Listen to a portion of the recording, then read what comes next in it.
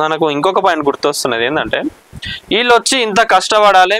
మనం చూసుకున్నట్లయితే ఒక సినిమాకి ఎగ్జాంపుల్ ఒక 1000 మంది పనిచేస్తున్నారు అనుకోండి, దానిలో 30% అంటే సపోజ్ ఒక ₹1,00,00,000 అంటే సినిమా బడ్జెట్లో 100 కోట్లు అయితే ₹1,00,00,000 కార్మికులు అందరు పోయినప్పుడు ఆ ₹1,00,00,000 అంటే 30% అంటే 30 లక్షలు.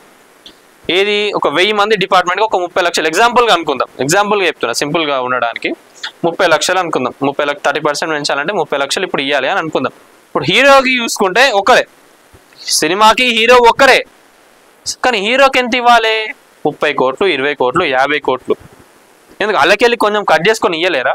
నిజంగా ఆ రెమ్యునరేషన్లో హీరోలు కనుక ఏమన్నా ముందు వెనక చేసి మాకు కావాలి వాళ్ళకి ఎందుకు అని నిజంగా ఎవరన్నా అంటే ప్రొడ్యూసర్లు మాకు హీరోలు చేయబట్టి ఇట్లా ప్రాబ్లం అవుతుందంటే చెప్పండి, బరాబర్ ఆ హీరో ఎవరు వాళ్ళ పైన రాస్తాం.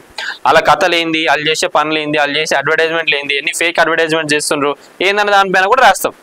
ఎందుకు అన్న కోట్లు తీసుకొని ఏం లాభం? ఎరా మీరు ఏమైనా దేశానికి ఏమైనా చేస్తారా, రాష్ట్రానికి ఏమైనా చేస్తారా, కార్మికులకు ఏమైనా చేస్తారా, లేదన్నా మంచి పనులు చేస్తారా?